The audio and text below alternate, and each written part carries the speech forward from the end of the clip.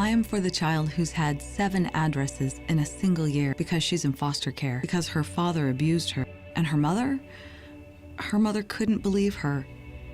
She is the child I am for. I am a volunteer child advocate. I am you. Florida residents call toll-free 866-341-1425. Tap rooms are localized and they're geographic. The Hispanic community is much broader than one tap room. So what we decided to do was come out with a high-quality craft beer, 2 high-quality craft beers that appeal to the Hispanic taste and that we can distribute in all the Hispanic neighborhoods. Taino is a very light, refreshing beer. It's a social beer that you can drink probably for a good part of the evening, and it'll give you a nice light feeling. It's not a heavy beer, it's very airy, and it's very light. It's a 4.5 alcohol, which is low for beer. The Boricua is a 6.0. Now that's a stronger beer, and we designed it to be a little bit stronger than Heineken. Heineken is a favorite in the Hispanic community, so we have a little bit more muscle than Heineken. Boricua right now, in a very short amount of time, it's been a miracle for us because we've gotten a large range of acceptance at the retail level. We're in Publix, we're in ABC, Target is picking it up, we're in Sedano's, we're in Bravo's, 7-Elevens are picking it up because they're concentrating more on craft beer and the Hispanic market. So what we're trying to do is do a quality beer, a high quality beer, more taste, and that the Hispanic community will like.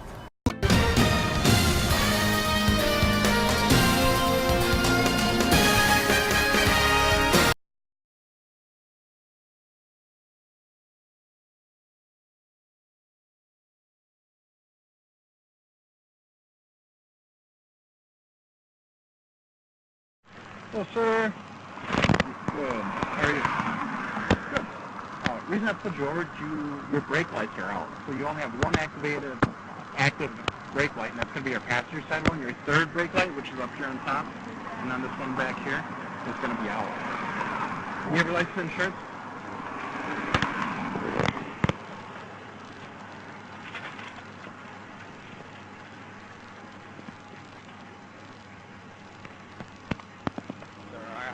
I do have a firearm on me. Don't reach for it then. Don't pull it out. Don't pull it out. You just killed my boy. Don't pull it out! Don't move! Oh, man, I can't. Oh, my God. I'm shaking. Don't move! Don't move, baby. Code 3! Get the baby girl out of here!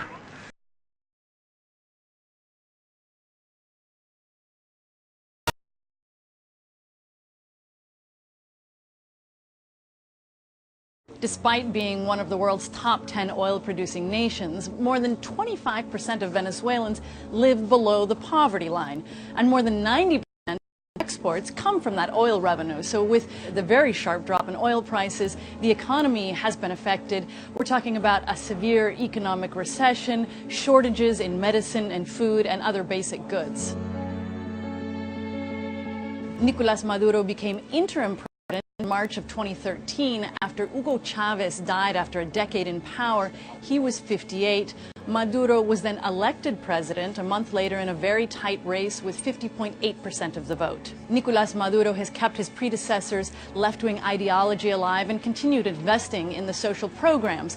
But with the sharp drop in oil prices, he's seen some of that funding dried up, and people are really beginning to feel that squeeze. The first wave of oppositions began back in February of 2014 when a student was reportedly sexually assaulted at a university in the western city of San Cristobal, and students took to the street to demand better security, but that quickly spread across the country in anti-government protests. Since then, dozens of people have been killed in those clashes and thousands have been arrested, including the opposition leader Leopoldo López. A second wave of protests gained momentum in the beginning of 2015 and turned violent when a 14-year-old boy was shot dead by a policeman. President Maduro has blamed the United States for a lot of the country's economic woes and so-called imperial aggression. He's also accused the United States of conspiring to overthrow his government. And in February, he had another opposition leader, the mayor of Caracas, arrested, accusing him of conspiring with the United States again to overthrow his government. While the United States is still the biggest consumer and buyer of Venezuelan oil, bilateral relations have deteriorated, and Venezuela has expelled a number of diplomats. Washington has imposed sanctions on Caracas, and now Venezuela is requiring all Americans to have visas if they want to enter the country. It's also ordered the U.S. Embassy in Caracas to seriously scale back operations in an apparent retaliation for those sanctions. The outlook for Nicolás Maduro is a challenging one. His approval rating has plummeted. In December, Venezuela's opposition party claimed the majority of seats in the National Assembly, the first time in 17 years that the ruling Chavismo party has not won a nationwide election. Expect a grueling power struggle ahead. The question is, could this be the beginning of the end for Maduro?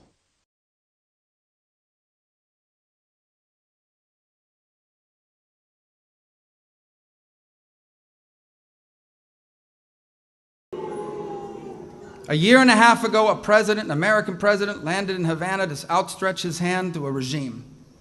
Today, a new president lands in Miami to reach out his hand to the people of Cuba.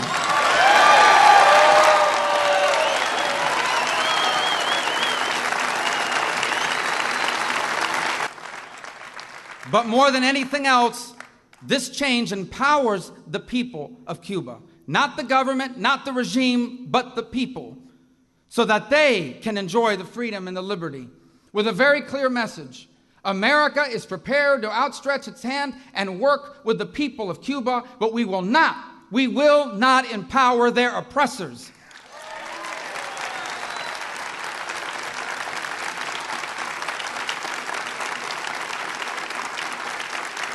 And you mark my words. And you mark my words. Whether it's in 6 months or 6 years, Cuba will be free. And when it is, I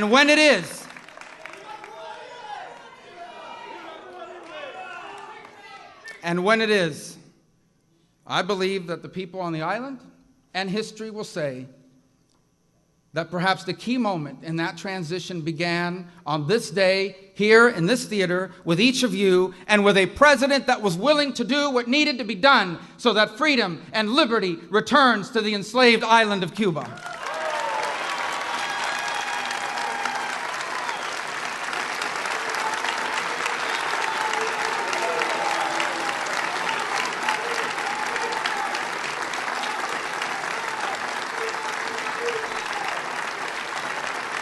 Voy a ser bien breve, que es muy difícil para un cubano y para un senador ser breve, pero lo voy a hacer, porque quiero mandarle un mensaje al pueblo de Cuba. Y este es el mensaje: que antes teníamos un presidente que le daba la mano al régimen que lo oprime, pero ahora tenemos un presidente americano que le da la mano a ustedes, el pueblo cubano. Que los días en cual la política exterior de este país ayuda al régimen se están terminando, y los días en que la política norteamericana ayuda al pueblo cubano para que ellos puedan tener la libertad, la democracia y los derechos que se merecen, que Dios les ha dado. Y cuando ese día llegue, que Cuba será libre por fin, yo le aseguro que este día que estamos aquí hoy, la historia va a decir que es el principio del fin de este régimen. Gracias a un presidente llamado Donald Trump, que hizo lo que tenía que hacer para que la democracia y la libertad regrese a la isla de Cuba. Muchísimas gracias. God bless you. Thank you.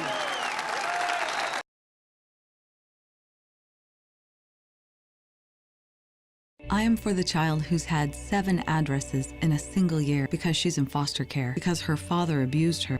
And her mother couldn't believe her. She is the child I am for. I am a volunteer child advocate. I am you. Florida residents call toll-free 866-341-1425. Esto es amor de verdad, nadie lo puede dudar. Step up to craft beer. Taino Light Lager has a crisp, refreshing Caribbean-style flavor. Boricua Craft Ale, full-bodied flavor for the true beer drinker. Stop drinking beer water. Taino Craft Light Lager, and Boricua Strong Craft Ale. Feel the rhythm and come up to craft beer. Hi, welcome to Hispanic Speak Out TV, and we are in Kissimmee, Florida, and we're sitting in the office of Congressman Darren Soto, his new office up here in Kissimmee. How are you, Darren? Doing great, Danny. Thanks for having me on the show. Good, good. There's a lot of stuff going on in the community now, a lot of going back and forth with this thing with Puerto Rico. Puerto Rico voted to become a state. What is now the Puerto Rican people have voted, and so what is the process now? What is the determination whether they actually become a state? It's the same as with every state. It simply requires a vote of Congress and a bill that would eventually go through the Senate and to the President. And that's how all the other territories became states. It goes only through the Senate, or it has to go through the... It's a bill, so it goes through the House, Senate, and then it has to be signed into law. Okay, and what do you perceive from your perspective will be the obstacles or the good, the bad, and the ugly of this?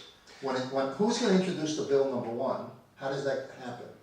Well, I know that Commissioner Jennifer Gonzalez has introduced a bill already, but it would need to be amended because it does not have in its intro, the preamble as we call it, all the facts of this past election. So she'll either amend it or put in a new bill. We're going to be calling on the subcommittee that I sit on, that's the Indian, Insular, and Alaskan Affairs Subcommittee, to have a hearing on it. We are the committee with jurisdiction. But let's back up a little bit. So as you know, I've always been a person who supported self-determination by the island. Being raised in New Jersey and here in Florida, Puerto Rican descent, I never thought it was appropriate for me to tell Puerto Ricans on the island what they need to be.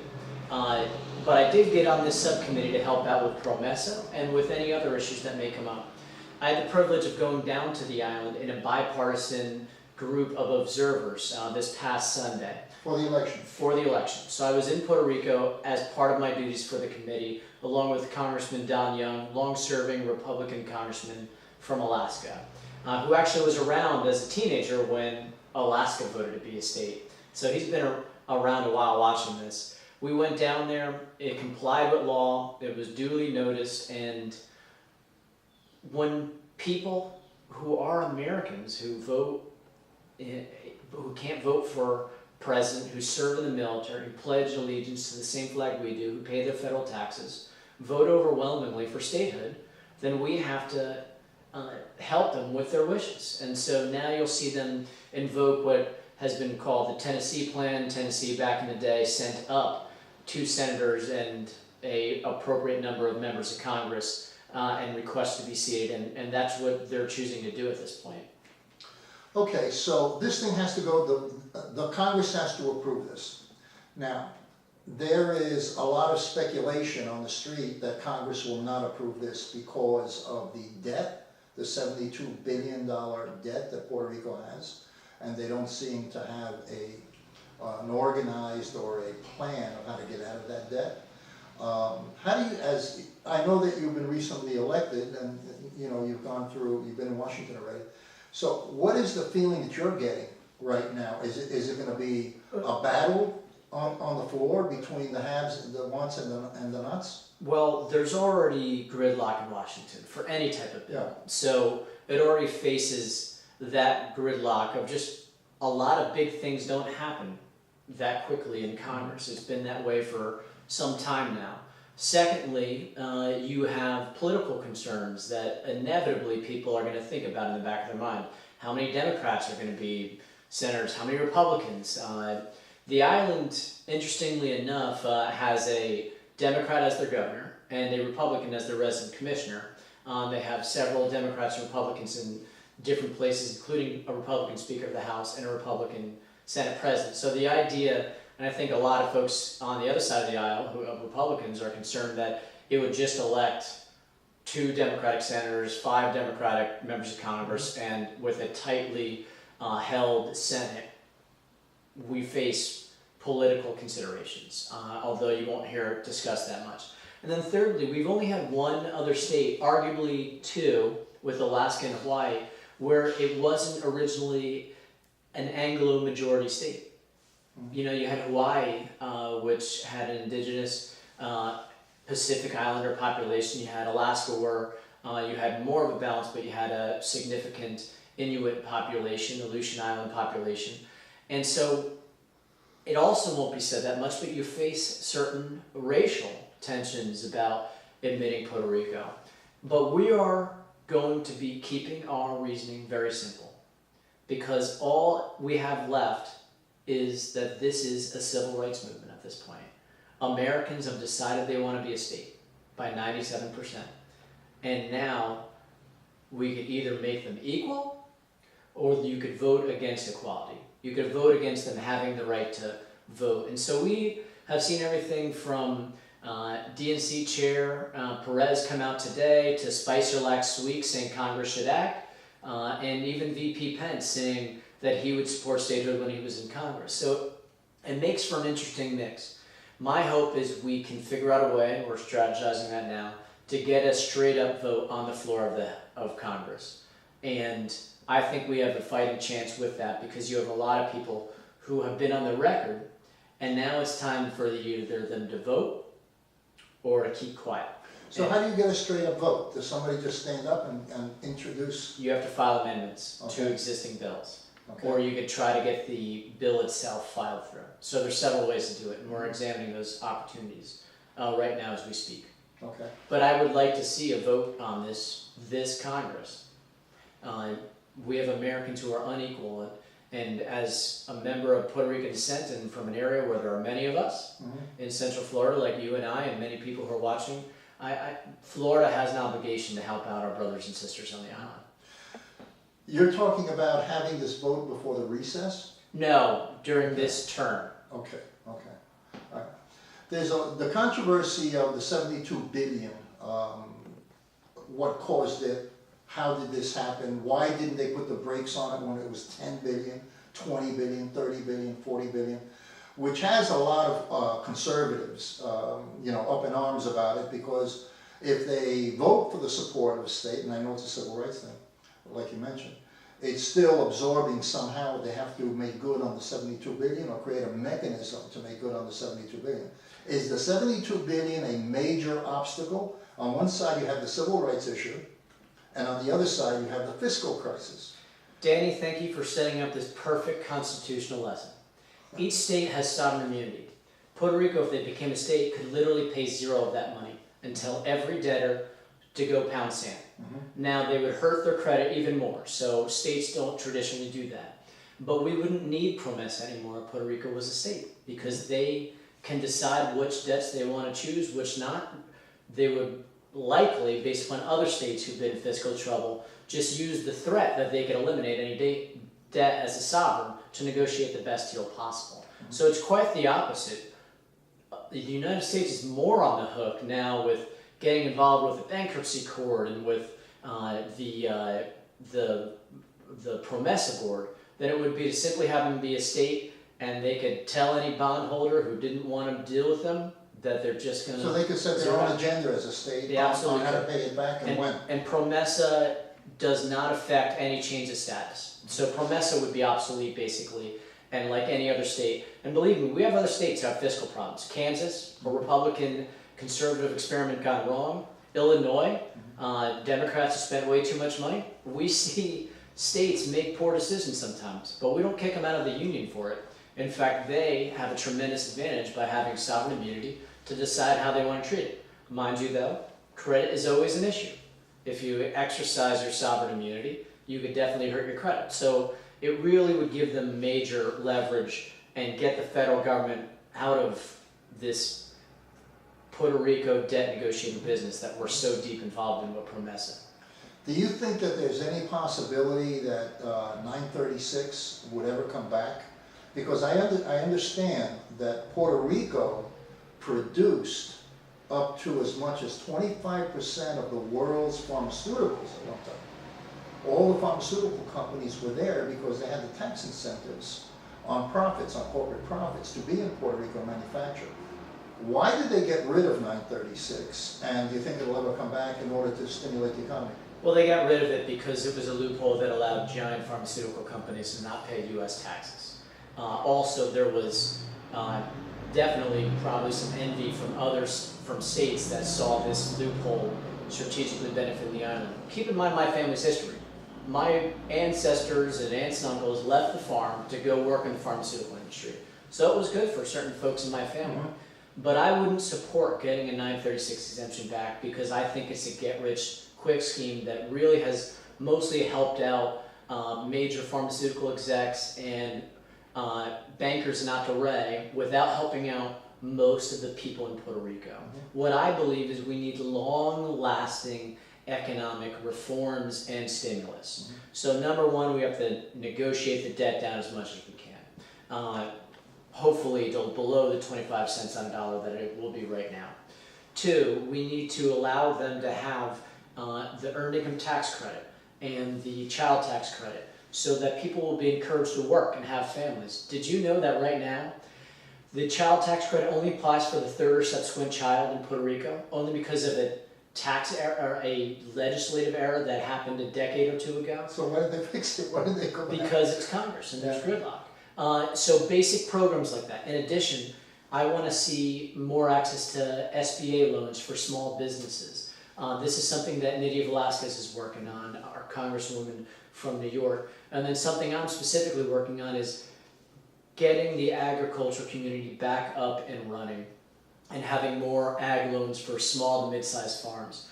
Right now, Puerto Rico enjoys a year-round growing season, yet only 0.8% of its GDP is for agriculture. It's over 20% here in Florida. Many of the millionaires here in Osceola County are cattlemen. Many of them in Polk County are citrus.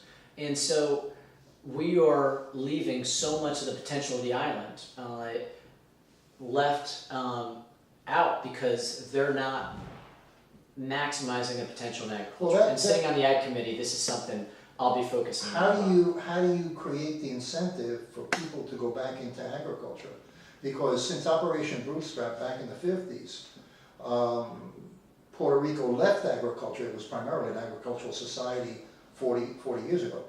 And now it's not. It went into the industrial society and tourism. Now you're suggesting that it goes back into the other side, which is a good idea. I mean, you know, it's how do you propose to do that? How do you get people to go back into the land? Well, they need jobs. Many people are unemployed. That's the number one incentive, is do you want to make nothing or do you want to make something? Yeah. Two, ag is not like it was 20, 30 years ago. We're not hiring 200 people to cut sugar. This is a high-tech operation which each farm employs a lot less people who need ag degrees, who need technology degrees in certain instances, or botanist degrees. It also employs truckers who are hauling things off, longshoremen, traders, as well as shipping in general. So there's a lot of job outputs. In Osceola, we have the biggest ranch in the nation as far as the number of head of cattle. And while there's only 80 people who work Really? I didn't know that. yeah, Deseret Ranch has 42,000 head of cattle. In Osceola County? Biggest herd in the nation. Wow. And even though only 80-something people work at the ranch, there are hundreds of people who are employed as vendors, as transport, out at the docks. It's more than just the farm. But I want to go back to the history too. You know, the United States, after conquering Puerto Rico, screwed it up so many times it's not even funny. When it was at the end of the Spanish Empire, but right before the U.S. conquered it, the peso was at the same value as the dollar about. And the island was filled with all these middle-class farmers with these mid-sized plots, and it had a decent economy. Then afterwards, the U.S. comes in. A few hurricanes later, they charge usurious loans. They take most of these farms. Giant sugar companies come in and basically turn it into a one-crop island. And then when that fails, then they finally have these tax incentives and these get-rich-quick schemes under the 936. But Puerto Rico naturally had a bunch of small, mid-sized farms where families could make a living on a 50-acre, 30-acre, 100-acre plot, like my family did for over 100 years, with dairy, with tobacco, with chickens, and with coffee. They have an ability to really make a lot of money in all these tropical fruits, mangoes, papaya, plantains, just to name a few. And so I really think this is a key, and this is not your abuelo's agriculture anymore. This is high-tech, and it's what is generating millionaires in our district. And for the people who think they're too good for agriculture, they can remain on the unemployment lines, and let's see how they feel. I guess, since you're talking about agriculture and how one thing affects the other, we have a lot of recent controversy with the Cuba situation. The opening of Cuba, tourist-wise, could it have hurt Puerto Rico?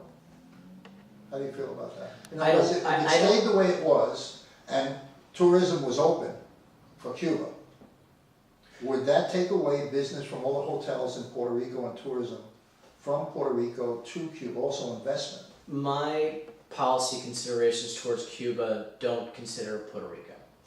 My concern is that Cuba is the only country in the entire Western Hemisphere that doesn't have free elections. Even Venezuela, with all the issues that they have, was able to elect their opposition. You're a Democrat. Allow me to finish. And that's a Trump statement. No, it's. I believe that there needs to be free elections there. Yeah. Now, Trump said he was going to do this big repeal. He didn't. It was a modest proposal. That was a mixed bag at best. So you have the embassy still remain in place. Good move. We don't need to isolate them any more than that. Now you have to go back to more of the specific reasons for traveling there, cultural exchange, education, and the like. You can't just go there on a whim for tourism anymore. That I think will hurt some small businesses in Florida, and that's a shame. But one of the positive things out of it is that it is now going to be absolutely illegal to be able to work with any business owned by the military and the government and the Castro regime. And that is helping keep their grip on the island. They're not free. As much as we're complaining about Puerto Rico, Well, as much as we talk do you about, like that position? I like the fact that they can't do any business with any company owned by the U.S. or owned by the Cuba military, because that's only emboldening them to keep their grip on the island. And so that part of it, I think, is a positive. We have to get beyond Republicans and Democrats of Cuba and look to the fact that our brothers and sisters in Cuba are the last country in the Americas not free. And that is something that I believe we as Puerto Ricans have to help them. And we come from a state where we've had many people from South Florida, their families have died. They lost everything. And they're now brothers and sisters of the state of Florida, and I help them where I can. Now, it's certainly not an extreme policy. It would have been nice for there to be a little more of an ability for the small businesses around here to engage in the travel stuff. That was a disappointment. The fact that they kept the embassies open, that was what Obama did. So they just ratified that embassies are staying open. That's a good thing.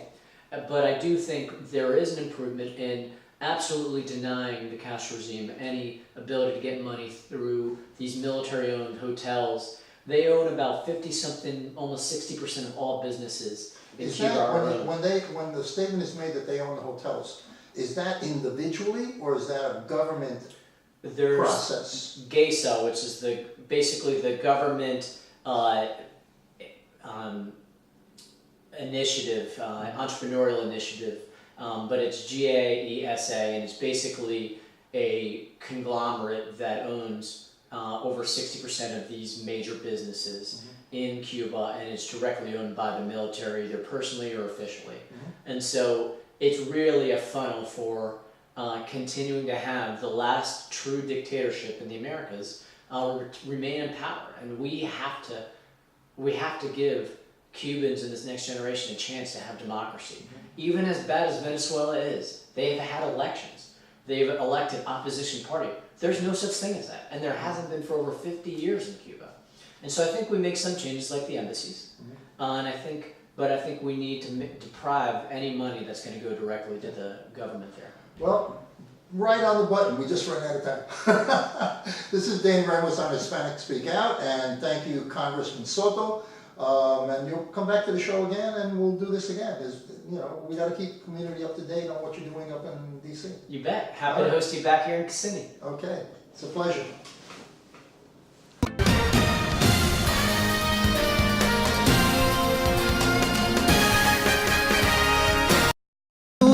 Step up to craft beer. Taino Light Lager has a crisp, refreshing Caribbean-style flavor. Boricua Craft Ale, full-bodied flavor for the true beer drinker. Stop drinking beer water. Taino Craft Light Lager, and Boricua Strong Craft Ale. Feel the rhythm and come up to craft beer. I am a volunteer child advocate. I am you. Florida residents call toll-free 866-341-1425.